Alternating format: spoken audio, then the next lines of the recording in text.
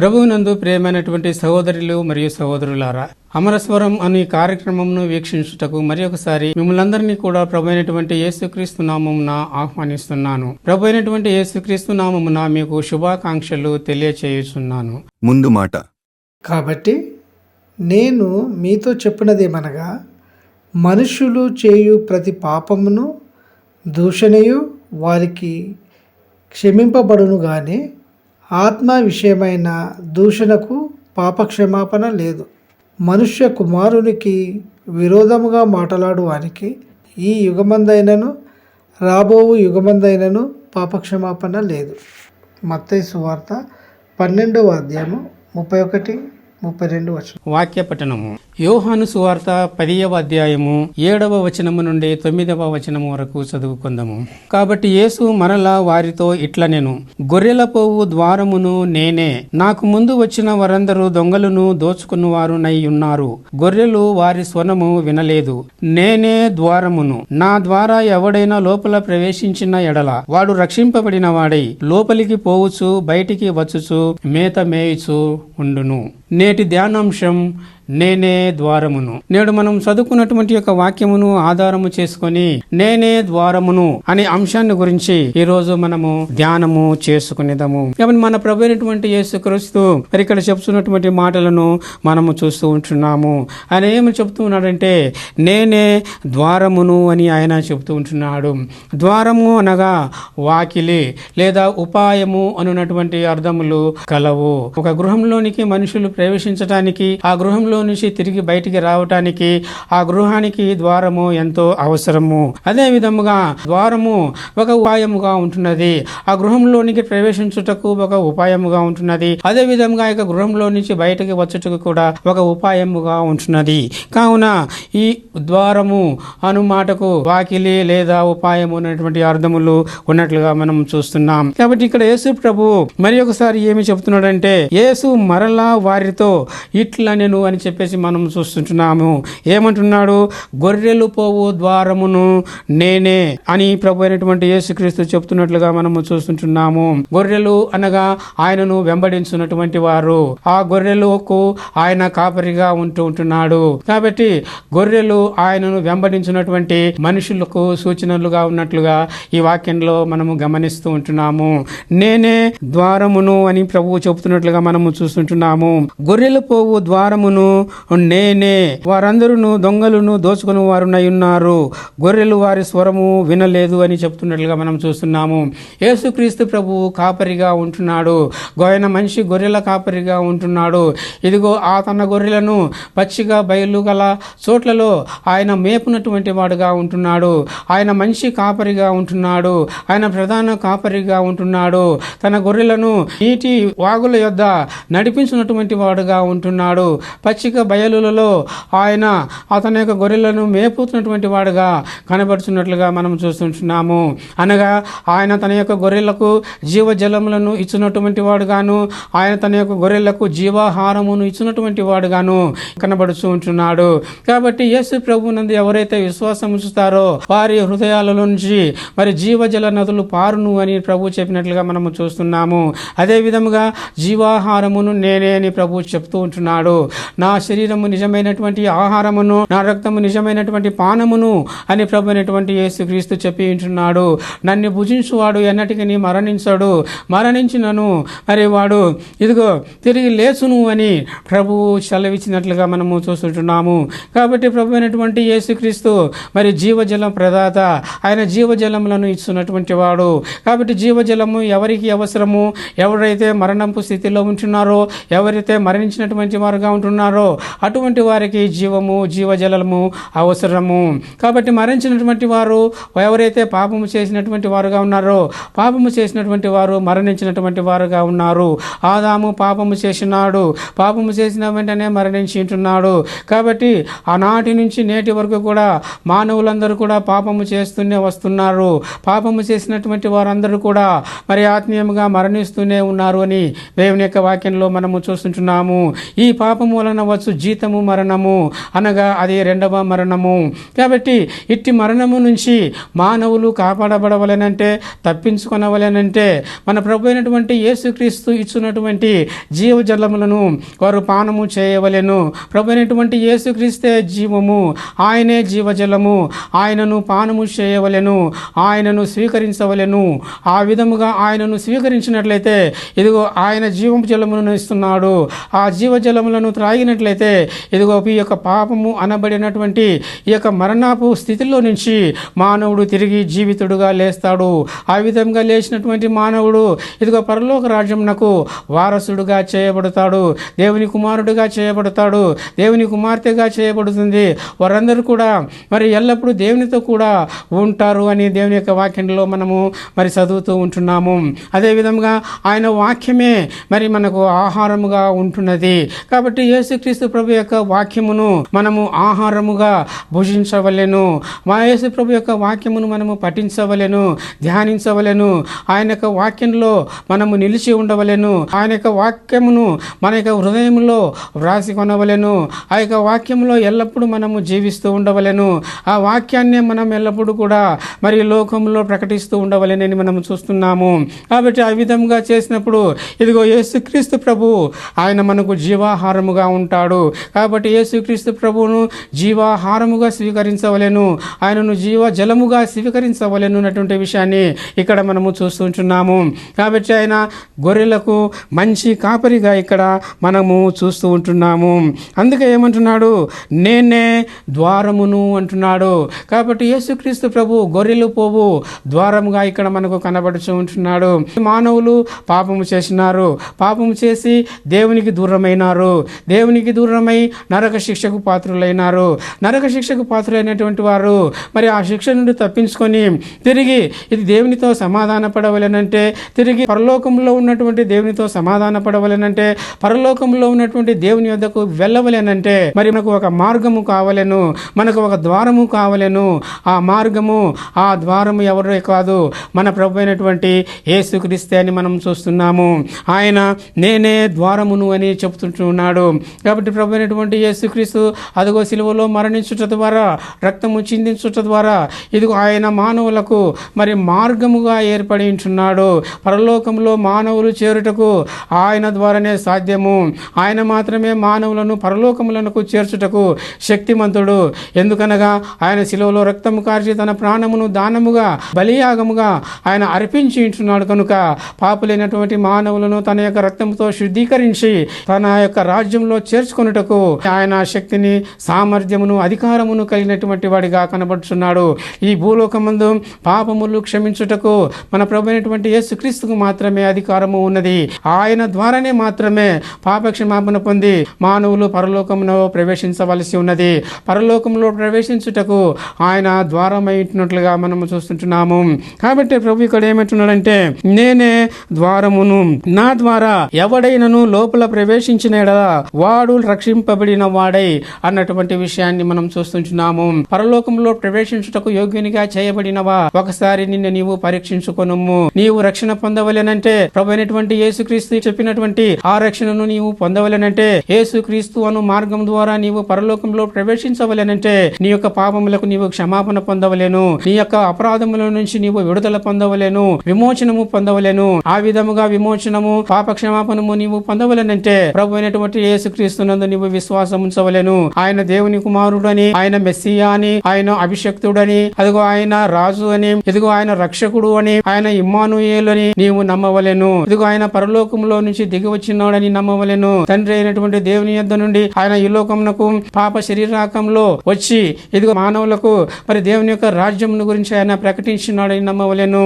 అంతేకాదు మానవులను వారి యొక్క పాపముల నుంచి విడుదల చేయుటకు ఆయన ప్రభువైనటువంటి యేసుక్రీస్తు ఇదిగో నీ యొక్క పాపముల కోసము ఆయన శ్రమలు అనుభవించినాడు. ఇదిగో ఆయనను కొట్టి ఉంటున్నారు, ఇదిగో కొరడా దెబ్బలు ఆయన భరించి ఉంటున్నాడు, ఇదిగో ముండ్ల కిరీటమును ఆయన భరించి ఉంటున్నాడు, అన్యాయపు తీర్పును ఆయన భరించి ఉంటున్నాడు, ఇదిగో ఆయన భారమైనటువంటి సిలువను మోసి ఉంటున్నాడు. ఆ సిలువ పైన ఆయన మేకులతో కృషబడి ఉంటున్నాడు. ఆ సిలువ పైన ఇదిగో ఆయన ప్రక్కలో బల్లెముతో పొడవబడి ఉంటున్నాడు. ఆయన ముళ్ళ కిరీటమును ధరించి ఉంటున్నాడు. ఈ విధంగా ప్రభువైనటువంటి యేసుక్రీస్తు తన శరీరంలో ఉన్నటువంటి రక్తమును కార్చి ఉంటున్నాడు. ప్రభు అయినటువంటి యేసుక్రీస్తు కార్చినటువంటి ఈ రక్తం ద్వారానే నీవు పాప క్షమాపణ, పాప విమోచన, శాప విమోచన పొందగలవు. కావున నీవు ఈ రక్షణమును పొందవలనంటే సిలువ వేయబడినటువంటి యేసుక్రీస్తు నందు నీవు విశ్వాసం ఉంచవలెను. ఆయన నీ పాపముల కోసమే రక్తం కార్చాడని, ఆయన నీ పాపముల కోసమే సిలువ పైన మరణించాడని, ఆయన నీ పాపముల కోసమే ఈ నిందలు, హింసలు, అవమానములు అన్ని భరించాడని, నీ పాపముల కోసమే ఆ అన్యాయపు తీర్పును ఆయన భరించాడని, నీ పాపముల కోసమే ఆయన ఆ భారమైనటువంటి సిలువను మోసాడు అన్నటువంటి విషయాన్ని నీవు నమ్మవలెను, నీ హృదయమందు విశ్వసించవలెను. ఆ విధముగా విశ్వసించి నీవు ఇదిగో ఆయన నామమందు బాప్తిస్మం పొందినలా నీవు ఈ రక్షణమును పొందెదవు అని దేవుని యొక్క వాక్యము సెలవిస్తున్నది. అందుకే ప్రభు ఏమంటున్నాడంటే, నేనే ద్వారమును, నా ద్వారా ఎవడైనను లోపల ప్రవేశించినడలా వాడు రక్షింపబడును అని ప్రభు చెప్తున్నట్లుగా మనం చూస్తున్నాము. కాబట్టి యేసుక్రీస్తు ద్వారానే రక్షణ కలుగుతున్నది. ఈ ఆకాశం క్రింద ఇవ్వబడినటువంటి మరి ఏ నామమునను కూడా రక్షణ కలగదు. ఈ నామముననే మనము రక్షణ పొందవలెను, అనగా యేసు నామముననే రక్షణ పొందవలెను. దేవుని కుమారుడైనటువంటి యేసుక్రీస్తు నామముననే మానవులకు రక్షణ ఉన్నది అని దేవుని యొక్క వాక్యంలో మనము చూస్తుంటున్నాము. కాబట్టి ప్రియ సహోదరుడా, మరి ఈ రోజు నీవు యేసుక్రీస్తు నందు విశ్వసించినావా? ఒకసారి నువ్వు పరీక్షించుకునుకో. యేసుక్రీస్తు నందు విశ్వసించనిట్లయితే ఇదిగో నేడే ప్రభు అయినటువంటి యేసుక్రీస్తు నందు విశ్వాసం ఉంచి నీ యొక్క పాపముల నుంచి విడుదల పొంది ఇదిగో నీవు దేవుని కుమారుడుగా తీర్చబడి ఇదిగో పరలోక రాజ్యమునకు ఒక వారసుడుగా మారమని ప్రభు పేరిట నిన్ను బతిమాలుచున్నాను. ప్రభు అయినటువంటి యేసుక్రీస్తు నీ యొక్క ద్వారం ద్వారా ఇదిగో పరలోకంలో ప్రవేశించుటకు నీవు ప్రభు అయినటువంటి యేసుక్రీస్తు నందు ఆయన యొక్క రక్తం ద్వారా కడుగబడవలెనని ప్రభు పేరిట నీకు మనవి చేస్తూ ఉన్నాను. కాబట్టి ప్రభు ఏమంటున్నాడు, వాడు లోపల ప్రవేశించి ఎడల వాడు రక్షింపబడిన వాడై లోపలికి పోవచ్చు, బయటికి వచ్చుచు మేత మేయిచు ఉండును అని చెప్పేసి మనం చూస్తుంటున్నాము. ప్రభు నందున్నటువంటి రక్షింపబడినటువంటి వారు ఇదిగో అనునిత్యము దేవునితో మాట్లాడున్నటువంటి వారుగా ఉండాలి. అనునిత్యము దేవుని యొక్క ముఖ దర్శనమును చేసుకున్నటువంటి వారుగా ఉండాలి. అనుదినము దేవుని సన్నిధానములో కనబడినటువంటి వారుగా ఉండాలి. లోపలికి వచ్చినటువంటి వారుగా ఉండాలి. దేవునితో మాట్లాడున్నటువంటి వారుగా, దేవుని యొక్క సన్నిధిని అనుభవించినటువంటి వారుగా, దేవుని యొక్క సన్నిధిలో కనబడినటువంటి వారుగా, దేవుని యొక్క సన్నిధిలో ఎల్లప్పుడూ కూడా మరి తమ యొక్క జీవిత కాలమంతయు గడుపునటువంటి వారుగా ఉండవలెను అన్నటువంటి విషయాన్ని మనము చూస్తుంటున్నాము. కాబట్టి దేవుని యొక్క సన్నిధానములో ఉన్నటువంటి వారు లోపల ఉన్నటువంటి వారుగా మనం ఇక్కడ చూస్తుంటున్నాము. కాబట్టి ఈ విధంగా లోపలికి వచ్చుచు మరి బయటికి వెలుచు ఉందరు అని చెప్పేసి ఇక్కడ మనము చూస్తూ ఉంటున్నాము. మేత మేయిచు ఉంటున్నారు అని చెప్పేసి మనం చూస్తుంటున్నాము. అనగా ప్రభు అయినటువంటి యేసుక్రీస్తు ద్వారా రక్షణ పొందినటువంటి వారెల్లప్పుడూ మేత మేయిచు ఉన్నటువంటి వారుగా కనబడుతుంటున్నారు. మేత అనగా ఇక్కడ మనం చూసినట్లయితే వాక్యము అని చెప్పేసి మనం చూస్తుంటున్నాము. మరి రక్షింపబడినటువంటి వారికి ఆహారము వాక్యమే అయి ఉంటున్నది. వాక్యము ఆహారమై ఉంటున్నది. అది జీవాహారమై ఉంటున్నది. జీవమిచ్చు వాక్యమై ఉంటున్నది. అది వెలుగునిచ్చు వాక్యమై ఉంటున్నది. వెలుగైన వాక్యమై ఉంటున్నది. అందరినీ వెలిగించున్నటువంటి వాక్యమై ఉంటున్నది. ఈ లోకానికి మరి ఆ యొక్క వాక్యము రక్షణను దయచేయనటువంటి వాక్యముగా ఉంటున్నది. ఆ వాక్యము సత్యమైనదిగా ఉంటున్నది. అది సత్యంలోనికి నడిపించినటువంటి వాక్యముగా ఉంటున్నది. కాబట్టి ఇటువంటి వాక్యమును హృదయంలో కలిగినటువంటి వారుగా ఉండాలి. ఇటువంటి వాక్యమును పఠించున్నటువంటి వారుగా ఉండాలి. ఇటువంటి వాక్యమును ధ్యానము చేయనటువంటి వారుగా ఉండాలి. ఇటువంటి వాక్యమును నెమరు వేయనటువంటి వారుగా ఉండవలెను. ఇటువంటి వాక్యమును భుజించినటువంటి వారుగా ఉండవలెను అన్నటువంటి విషయాన్ని ఇక్కడ మనము జ్ఞాపకము చేసుకొనుచున్నాము. ఇక్కడ మనం చూసినట్లయితే ప్రభు అయినటువంటి యేసుక్రీస్తు చెబుతూ ఉంటున్నాడు, నేనే ద్వారమును అంటున్నాడు. కాబట్టి పరలోకమునికి ప్రవేశించవలనంటే ప్రభు అయినటువంటి యేసుక్రీస్తే మరి ద్వారముగా ఉన్నట్లుగా మనము చూస్తూ ఉంటున్నాము. అదే యోహాను సువార్త 10వ అధ్యాయంలో మనం 7వ వచనంలో మనం చూసినట్లయితే నేనే ద్వారమును అని చెప్పినటువంటి యేసుక్రీస్తు ప్రభువే ఇంకా ఏం చెప్తున్నాడంటే ఆ యొక్క ద్వారాన్ని గురించినటువంటి మరిన్ని విశేషాలను ఆయన చెప్తున్నట్లుగా మనము చూస్తూ ఉంటున్నాము. మత్తయి సువార్త 7వ అధ్యాయము 13-14 వచనాల్లో మనము ఒకసారి గమనించినప్పుడు ఇరుకు ద్వారమున ప్రవేశించుడి, నాశనమునకు పోవు ద్వారము వెడల్పును ఆదారి విశాలమునై ఉన్నది, దాని ద్వారా ప్రవేశించు వారు అనేకులు, జీవమునకు పోవు మార్గము ద్వారము ఇరుకును ఆ దారి సంకుచితమునై ఉన్నది, దాని కనుగొను వారు కొందరే అని ప్రభు ఇక్కడ చెప్తున్నట్లుగా మనం చూస్తున్నాము. నేనే మార్గమును అని చెప్పినటువంటి ప్రభు ఇంకా ఏమంటున్నాడంటే ఇరుకు ద్వారమున ప్రవేశించుడి అని చెప్తున్నట్లుగా మనం చూస్తున్నాము. ఎందుకు ఇరుకు దారిన ప్రవేశించవలేనంటే నాశనమునకు పోయినటువంటి ద్వారము వెడల్పుగా ఉంటుంది. కాబట్టి వెడల్పు ఉన్నటువంటి ద్వారము అది మిమ్మల్ని నాశనానికి నడిపిస్తుంది. కావున మీరు ఇరుకు ద్వారమున ప్రవేశించుడి అని ప్రభు ఇక్కడ మనకు చెప్తూ ఉంటున్నాడు. అందువలన ఇంకా ఆయన ఏమంటున్నాడంటే ఏమిటంటే ఈ యొక్క విశాలమైనటువంటి ద్వారంలో అనేకులు ప్రవేశిస్తారు. అయితే జీవమునకు పోయే మార్గము చాలా ఇరుకుగా ఉంటుంది కాబట్టి, సంకుచితముగా ఉంటుంది కాబట్టి దానిలో ప్రవేశించువారు లేదా మార్గంలో నడుచున్నటువంటి వారు కొందరే అన్నటువంటి విషయాన్ని ఇక్కడ మనము చూస్తూ ఉంటున్నాము. ప్రభువైనటువంటి యేసుక్రీస్తు చెప్తున్నటువంటి యొక్క మార్గము ఇది ఎంతో ఇరుకుతో కూడినటువంటి మార్గముగా మనకు కనిపిస్తూ ఉంటున్నది. ఇరుకు అనగా మనం చూసినట్లయితే కొంచెపు తావున నడవటము అని చెప్పేసి మనం చూస్తున్నాము. రెండు సందుల మధ్యలో చిక్కుబడినటువంటి మార్గము అని చెప్పేసి మనము చూస్తుంటున్నాము. లేకపోతే ఒక విధమైనటువంటి ఇరుకాటము అని చెప్పేసి మనము చూస్తుంటున్నాము.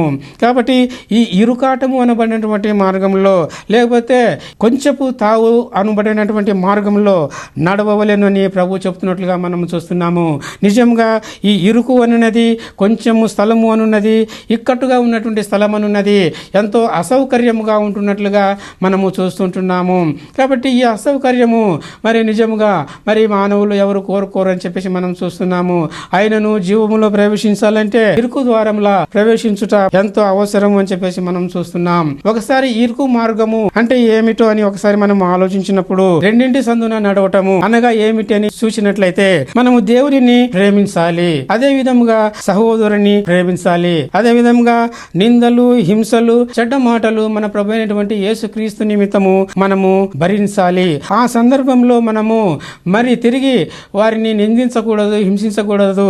అయితే ఆ సందర్భంలో మనము ఆ నిందలను బట్టి, హింసలను బట్టి, వారాడినటువంటి చెడు మాటలను బట్టి ఆనందించవలెను. అదే విధముగా మనము దీపంలాగా కుంచము క్రింద ఉండకూడదు. అయితే దీపంలాగా మనము దీపస్తంభం మీద ఉండవలెను. అదే విధముగా మనము సహోదరుడి మీద కోపపడకూడదు, అతన్ని చూసి వ్యర్థుడా అనకూడదు, ద్రోహి అనకూడదు. అదే సందర్భంలో మనము శత్రువులను ప్రేమించినటువంటి వారముగా ఉండాలి. అదే విధంగా నా మాట అవునంటే అవును అని ఉండవలెను, కాదంటే కాదు అన్నటువంటి విధముగా ఉండవలెను. వదురుబోతులుగా మనము ఉండకూడదు. ఇంకా మనము సహోదరులకు వందనము చేసిన ప్రకారము మరి అన్యులకు కూడా మనము వందనము చేయనటువంటి వారముగా ఉండవలెను. అదే విధముగా మన యొక్క అపరాధములను దేవుడు ఏ విధంగా అయితే క్షమించినాడో అదే విధముగా మనము కూడా మనుషుల యొక్క అపరాధములను క్షమించవలెను. తగవు పడి ఎవడైనా నీ అంగీ తీసుకునినట్లయితే నీ పై వస్త్రం కూడా ఇచ్చి వేయవలెను. ఒకడు మైలు దూరము రమ్మని బలవంతం చేస్తే అతనితో కూడా 2 మైలు వెళ్ళవలెను. అప్పు అడిగే వారికి అప్పు ఇవ్వాలి, అంతేకాని అప్పు అడిగే వారి నుంచి ముఖము త్రిప్పుకొనకూడదు. ఆ తరువాత హింసించే వాళ్ళ కోసము ప్రార్థన చేయాలి, అంతేకాని ప్రతి హింస చేయకూడదు. ఇంకా దేవుని రాజ్యాన్ని, నీతిని వెతికేటటువంటి వారుగా ఉండాలి, అంతేకాని ఏమి తిందుమా, ఏమి త్రాగుదుమా అని శరీరాన్ని గురించి విచారించకూడదు. అదే విధంగా రేపటిని గురించి ఏ మాత్రము చింతించకూడదు. ఏ నాటికీడు ఆ నాటికే మర్చిపోవాలి. అదే విధంగా ఇంకా చూసినప్పుడు భూమి మీద ధనమును సమకూర్చుకొనకూడదు, పరలోకమందు ధనమును సమకూర్చుకొనవలెను. ఇదే ఇరుకు మార్గము. ఈ ఇరుకు మార్గము చాలా అసౌకర్యముగా మనకు కనబడుచున్నది. ఎందుకనగా ఈ విధముగా జీవించి మానవులు పరలోక రాజ్యంలో ప్రవేశించవలసినటువంటి వారుగా ఉంటున్నారు. ఇటువంటి గొప్ప వాక్యములను అనుసరించవలసినటువంటి వారుగా ఉన్నారు. ఇది చాలా ఇరుకైనటువంటి మార్గము. వీటిని పాటించటము చాలా ఇరుకుగా ఉంటున్నది, అసౌకర్యముగా ఉంటున్నది. అయినప్పటికీ కూడా దేవుని యొక్క రాజ్యము నిమిత్తము ఈ మార్గంలో ప్రవేశించుట, ఈ వాక్యములను అనుసరించుట ఎంతో ప్రాముఖ్యమైనదిగా మనము చూస్తుంటున్నాము. ఒకసారి మనం గమనించినట్లయితే ట్రైన్ లో మనము ప్రయాణము చేయనప్పుడు రిజర్వేషన్ చేసుకునేటువంటి వారు హాయిగా ప్రయాణము చేస్తూ ఉంటారు. అయితే అది లేనటువంటి వారు చివరి 2 బోగిలలో కూర్చొని ఉంటారు. ఏమీ లేదన్నా ఒక్కొక్క బోగిలో 100 మంది కూర్చుంటారు. 2 బోగిలలో 200 మంది కూర్చున్నప్పుడు వారి పరిస్థితి ఏ విధముగా ఉంటుందంటే నిలబడిన చోటి నుంచి కదలటానికి కూడా వీలు ఉండదు, నడవటానికి కూడా వీలు ఉండదు. ఎక్కడ కూర్చున్న వాడు అక్కడనే ఉంటారు. ఎందుకంటే అది చాలా ఇరుకుగా ఉంటది. ఆ ఇరుకు చాలా అసౌకర్యంగా ఉంటది. అది ఎంత అసౌకర్యంగా ఉంటదంటే వారు ప్రయాణం ప్రారంభించినటువంటి స్థలము మొదలుకొని వారి చేరవలసినటువంటి గమ్యస్థానము వరకు కూడా ఆ అసౌకర్యమును, ఆ ఇరుకును వారు అనుభవించాల్సిందే. ఆ విధంగా ఇరుకును అనుభవించితేనే వారు చేరవలసినటువంటి గమ్యస్థానానికి వారు చేరుతారు. అదే విధంగా ఇంతవరకు మనము చెప్పుకున్నటువంటి మాటలను, వాక్యములను అన్నిటిని కూడా మరి అనుసరించినప్పుడు అది మనకు ఒక్కొక్కసారి అసౌకర్యమని అనిపిస్తుంది. కానీ అసౌకర్యాన్ని అనుభవిస్తూనే ఇదిగో మనము దేవుని యొక్క రాజ్యంలో ప్రవేశిస్తున్నటువంటి వారముగా ఉండవలెను. ఇరుకు మార్గమున ప్రవేశించులని ప్రభువైనటువంటి యేసుక్రీస్తు చెప్పి ఉన్నాడు. ఇరుకు అనున్నది అసౌకర్యమైనది. అసౌకర్యమైనటువంటి దానిని మనము అనుభవి అనుభవిస్తూనే మనము దేవుని యొక్క రాజ్యంలో ప్రవేశించున్నటువంటి వారముగా ఉండవలెనని ప్రభు అయినటువంటి యేసుక్రీస్తు మనకు సెలవిస్తుంటున్నాడు. అందుకే ఏమంటున్నాడు ఆయనంటే, ఇరుకు ద్వారమున ప్రవేశించుడి, నాశనమునకు పోవు ద్వారము వెడల్పు అని ఆయన చెబుతూ ఉంటున్నాడు. నాశనానికి పోయే ద్వారం ఒకటి ఉన్నది, అయితే అది చాలా వెడల్పుగా ఉంటున్నది. సాధారణంగా వెడల్పుగా ఉన్నటువంటి దారిలో ఎక్కువ మంది ప్రవేశిస్తుంటారు, ఎక్కువ మంది నడుస్తూ ఉంటారు అని చెప్పేసి మనం చూస్తుంటున్నాము. వారికి ఎటువంటి అసౌకర్యములు ఉండవు, వారికి స్వాతంత్రం ఉంటుంది. వారు తమ ఇష్టం వచ్చినట్లు ఈ లోకంలో జీవించగలరు, తమ ఇష్టం వచ్చినట్లు ఈ లోకంలో అనుభవించగలరు, బ్రతకగలరు. తమకు ఇష్టమైనటువంటి సుఖ సౌకర్యాలన్నింటినీ కూడా వారు అనుభవించగలరు అని మనం చూస్తున్నాము. అయితే చివరికి అవన్నీ కూడా వారిని నాశనమునకు నడిపిస్తాయని మనం చూస్తుంటున్నాము. ఇరుకు మార్గం అయితే జీవానికి నడిపిస్తుంది, ఈ విశాల మార్గం అయితే నాశనమునకు నడిపిస్తుంది అన్నటువంటి విషయాన్ని ఇక్కడ మనము గమనిస్తూ ఉంటున్నాము. అందుకే ప్రభు ఏమంటున్నాడంటే, జీవమునకు పోవు ద్వారము ఇరుకు అని చెబుతున్నాడు. కాబట్టి జీవానికి పోవునటువంటి మార్గము, మనము జీవానికి పోవాలంటే మనము ఖండితంగా ఇరుకు మార్గంలో నడవవలెను అని ఇక్కడ మనము చూస్తూ ఉంటున్నాము. ఆ తరువాత చాలా ఇరుకు అయినది, చాలా సంకుచితమైనది ఆ మార్గంలోనే నడిచినట్లయితే అతడు జీవానికి వెళ్తాడు, అతడు జీవమును పొందుతాడు, అతడు నిత్య జీవమును పొందుతాడు, శాశ్వతమైనటువంటి జీవితాన్ని పొందుతాడు, పరలోకంలో ప్రవేశిస్తాడు అన్నటువంటి విషయాన్ని ప్రభు అయినటువంటి యేసుక్రీస్తు మరి ఇక్కడ చెబుతూ ఉంటున్నాడు. మళ్ళీ ఏమంటున్నాడు అంటే, ఆయన దాని కనుగొను వారు కొందరే అని చెబుతూ ఉంటున్నాడు. కాబట్టి రక్షింపబడినటువంటి వారు కొందరే అని చెప్పేసి ఇక్కడ మనము చూస్తుంటున్నాము. ప్రభు అయినటువంటి యేసుక్రీస్తు ఒక సందర్భంలో ధనవంతుడు మరి పరలోక రాజ్యంలో ప్రవేశించుట ఎంతో దుర్లభము అని చెప్పేసి ప్రభు చెప్తున్నాడు. అతడు పరలోక రాజ్యంలో ప్రవేశించుట కంటే ఒంటే సూది బెజ్జంలో ప్రవేశించుట మరి ఎంతో సులభమని ఆయన చెప్తున్నట్లుగా మనము చూస్తుంటున్నాము. అలాగైతే మరి ఎవరు రక్షణ పొందగలరు అని ప్రభు శిష్యులు అడిగినప్పుడు ప్రభు ఏమంటున్నాడంటే, మరి ఇది మనుషులకు అసాధ్యము, కానీ అయితే దేవునికి సమస్తమును సాధ్యమే అని ఆయన చెప్పినట్లుగా మనము చూస్తుంటున్నాము. కాబట్టి ఎవరైనాను సరే ఇరుకు మార్గంలో ప్రవేశించవలెను. ఇరుకు మార్గం అనగా ఇప్పుడు మనం చెప్పుకున్నటువంటి వాక్యాలన్నిటినీ కూడా మనము అనుభవిస్తూ సహిస్తూ భరిస్తూ మరి దానిలో మనము ప్రయాణము చేసినట్లయితే ప్రయాణంలో మనము మన యొక్క గమ్యస్థానాన్ని మనము చేరుకుంటాము. మన యొక్క గమ్యస్థానము ఏమిటనగా జీవము, నిత్య జీవము, పరలోకము అనేటువంటి విషయాన్ని ఇక్కడ మనము చూస్తూ ఉంటున్నాము. కాబట్టి ప్రభు ఏమంటున్నాడు, ఇరుకు మార్గంలో ప్రవేశించండి, సంకుచితమైనటువంటి మార్గంలో ప్రవేశించండి, ఇరుకు మార్గంలో నడవండి, సంకుచితమైనటువంటి మార్గంలో నడవండి. ఎందుకంటే ఆ మార్గము మిమ్మల్ని జీవానికి నడిపిస్తుంది, జీవానికి కొనిపోతుంది. కానీ విశాల మార్గంలో ఏ మాత్రం కూడా ప్రవేశింపకుడి, అందులో ఏ మాత్రం కూడా ప్రయాణము చేయకుడి, అది మిమ్మల్ని మరణానికి నడిపిస్తుంది అనేటువంటి విషయాన్ని ప్రభు అయినటువంటి యేసుక్రీస్తు ఇక్కడ స్పష్టం చేస్తూ ఉన్నాడు. అదే విధముగా ప్రకటన 22వ అధ్యాయము 14వ వచనంలో మనం చదివినప్పుడు, జీవ వృక్షమునకు హక్కు గలవారై గుమ్మముల గుండా ఆ పట్టణంలోనికి ప్రవేశించినట్లు తమ వస్త్రములను ఒదుకుకొను వారు ధన్యులు అని ఇక్కడ మనము చూస్తుంటున్నాము. కాబట్టి గుమ్మములు అనగా వాకిలి లేదా తలుపు, ద్వారము అని చెప్పేసి మనము చూస్తున్నాము. కాబట్టి ప్రభు ఏమని చెప్తున్నాడంటే, ఇదిగో జీవ వృక్షమునకు హక్కు గలవారై, కాబట్టి జీవ వృక్షమునకు హక్కు గలవారము కావాలనంటే వారు గుమ్మముల గుండా పట్టణములో ప్రవేశించవలెను. ఆ పట్టణంలో ప్రవేశించినట్లు వారు తమ యొక్క వస్త్రములను మరి తెల్లగా ఒదుకుకొనినటువంటి వారుగా ఉండాలి అని చెప్పేసి మనము చూస్తుంటున్నాము. ఈ గుమ్మము ద్వారా ప్రవేశించవలెనంటే తమ యొక్క వస్త్రములను తెల్లగా ఉతుకునేటువంటి వారుగా ఉండవలెను. అనగా మరి మలినమైనటువంటి వస్త్రములను, పాపముతో మలినమైనటువంటి వస్త్రములను, పాపముతో మలినమైనటువంటి జీవితమును, పాపముతో మలినమైనటువంటి మనస్సును, హృదయాన్ని, శరీరమును సమస్తమును కూడా ప్రభు అయినటువంటి యేసుక్రీస్తు రక్తం ద్వారా కడుగుకొని తమ యొక్క వస్త్రములను తెలుపుగా చేసుకున్నటువంటి వారు ఇదిగో గుమ్మముల ద్వారా ప్రవేశిస్తారు. ప్రవేశించి వారు ఏ విధంగా ఉంటారంటే జీవ వృక్షమునకు వారు హక్కు కలిగినటువంటి వారుగా ఉంటారు, బాధ్యులుగా ఉంటారు అన్నటువంటి విషయాన్ని ఇక్కడ మనము చూస్తూ ఉంటున్నాము. ఇంకా మనము దేవుని యొక్క వాక్యంలో మనము చూసినప్పుడు హెబ్రీయులకు రాసిన పత్రిక 7వ అధ్యాయము 25వ వచనములో మనము గమనించినప్పుడు, ఈయన తన ద్వారా దేవుని యొద్దకు వచ్చు వారి పక్షమున విజ్ఞాపనము చేయుటకు నిరంతరము జీవించుచున్నాడు కనుక వారిని సంపూర్ణంగా రక్షించుటకు శక్తిమంతుడై ఉన్నాడు అని మనం చూస్తున్నాము. కాబట్టి ఇక్కడ ఈయన ద్వారా అనగా నేనే మార్గము అని చెప్పినటువంటి యేసుక్రీస్తు ద్వారా దేవుని యొద్దకు వస్తున్నటువంటి వారు, యేసుక్రీస్తు మార్గంలో నడుచుచు దేవుని యొద్దకు వచ్చినటువంటి వారు ఏ విధంగా ఉంటున్నారంటే వారి కోసము నిరంతరము ఆయన విజ్ఞాపనము చేయుచు జీవించుచున్నాడు గనుక సంపూర్ణముగా రక్షించుటకు శక్తిమంతుడై ఉన్నాడు అని చెప్పేసి మనం చూస్తున్నాము. కాబట్టి యేసుక్రీస్తు ద్వారా రక్షణ పొందినటువంటి వారు ఈ విధంగా ఉంటారని మనము చూస్తున్నాము. ఇంకా 26వ వచనంలో మనం చూసినప్పుడు, ఇదిగో పవిత్రుడు, నిర్దోషి, నిష్కల్మషుడు, పాపులలో చేరక ప్రతి ప్రత్యేకమైన ఉన్నవాడు ఆకాశ మండలముల కంటే మిక్కిలి హెచ్చైన వాడునైనా ఇట్టి ప్రధాన యాజకుడు మనకు సరిపోయిన వాడు అని చెప్పేసి మనము చూస్తుంటున్నాము. కాబట్టి ప్రధాన యాజకుడు సంవత్సరమునకు ఒక్కసారి మాత్రమే రక్తమును పశ్చేత పట్టుకొని అతి పరిశుద్ధ స్థలంలోనికి ప్రవేశించినటువంటి వాడు. ఇక్కడ మనం చూసినట్లయితే ఇట్టి ప్రధాన యాజకుడు మనకు సరిపోయినటువంటి వాడు. ఎందుకనగా ఈయన పవిత్రుడైనటువంటి వాడు, నిర్దోషి అయినటువంటి వాడు, ఈయన కల్మషము లేనటువంటి వాడు, పాపులలో చేరినటువంటి వాడు కాదు. ఈయన ప్రత్యేకమైనటువంటి వాడుగా ఉన్నాడు. ఆయన చాలా హెచ్చైనటువంటి వాడు, ఆకాశ మండలమైన హెచ్చైనటువంటి వాడు. ఆయన తన రక్తము ద్వారానే ఆయన పరలోకమందు ప్రవేశించినటువంటి యాజకుడుగా మనకు కనబడుచుంటున్నాడు. కాబట్టి ఈ యాజకుడు తానే తన రక్తం ద్వారా పరలోకమందు ప్రవేశించి ఉన్నాడు. కాబట్టి ఈ యాజకుడైనటువంటి మార్గము ద్వారా, నేనే మార్గమును అని చెప్పినటువంటి ఈ యొక్క యాజకుని ద్వారా మనము పరలోకంలో ప్రవేశించుటకు ఆయన మార్గముగా ఉంటున్నాడని చెప్పేసి మనం చూస్తున్నాము.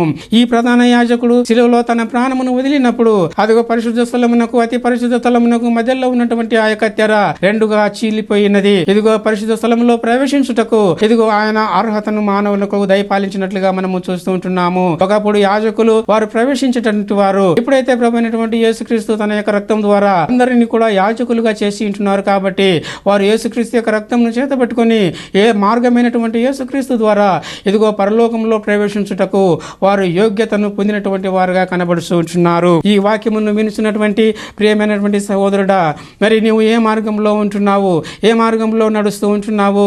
ఇదిగో ప్రభు అయినటువంటి యేసుక్రీస్తు అను మార్గంలో నడుస్తున్నావా? ఆ మార్గం ద్వారా నీవు ప్రవేశిస్తూ ఉంటున్నావా? ఒకసారి నిన్ను నీవు పరీక్షించుకో. ఇదిగో ఇరుకు మార్గంలో ప్రవేశిస్తున్నావా లేదా ఇరుకు మార్గంలో ప్రవేశిస్తున్నావా? ఇరుకు మార్గంలో ప్రయాణిస్తున్నావా లేదా విశాల మార్గంలో ప్రయాణిస్తున్నావా? ఒకసారి నీవు పరీక్షించుకో. ఇదిగో ప్రధాన యాజకుడు ఇదిగో ఆయన తన సొంతమైనటువంటి రక్తం చేత పట్టుకొని పరలోకం ముందు ప్రవేశించి ఉన్నాడు. ఈయన ద్వారా ఆయన రక్తం చేత నీవు కడుగుకొని నీవు పరలోక రాజ్యంలో ప్రవేశించుటకు నీవు సిద్ధపడి ఉన్నావా? ఇదిగో గుమ్మముల ద్వారా ప్రవేశించి ఇదిగో ఆ యొక్క జీవ వృక్షమునకు బాధ్యుడవుటకు యేసుక్రీస్తు యొక్క రక్తంలో నీ యొక్క వస్త్రములను ఉదుకుకొని తెలుపుగా చేసుకొని ఉన్నావా? ఒకసారి నిన్ను నీవు పరీక్షించుకొని ఈ రోజే ప్రభు అయినటువంటి యేసుక్రీస్తు విశ్వాసం ఉంచి బాప్తిస్మము పొంది రక్షణ పొందవలెనని ప్రభు అయినటువంటి యేసుక్రీస్తు నామమున నేను బ్రతిమాలు కొనుచున్నాను. ఆ విధంగా చేయుటకు ప్రభు నీకు సహాయం చేయును గాక. ప్రార్థన చేయుదము.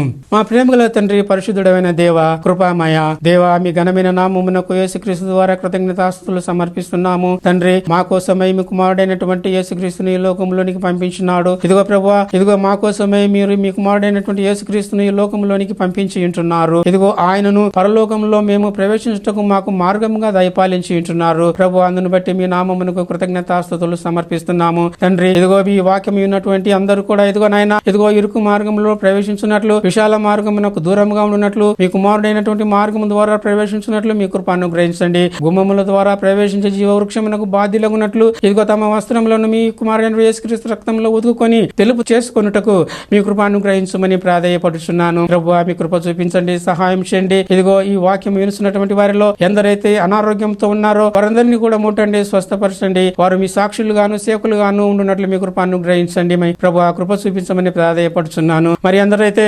సంకష్టములలో ఉన్నారో, బాధలలో ఉన్నారో, ఇరుకులో ఇబ్బందుల్లో ఉంటున్నారో వారందరిపైన మీ కన్ను దృష్టిని నిలిపి ఉంచండి, సహాయం చేసి నడిపించమని ప్రాధేయపడుచున్నాను. ప్రభు, కృప చూపించండి, సహాయం చేయండి. మా ప్రభు అయినటువంటి యేసుక్రీస్తు ద్వారా ప్రార్థించి వేడుకొనుచున్నాను తండ్రి.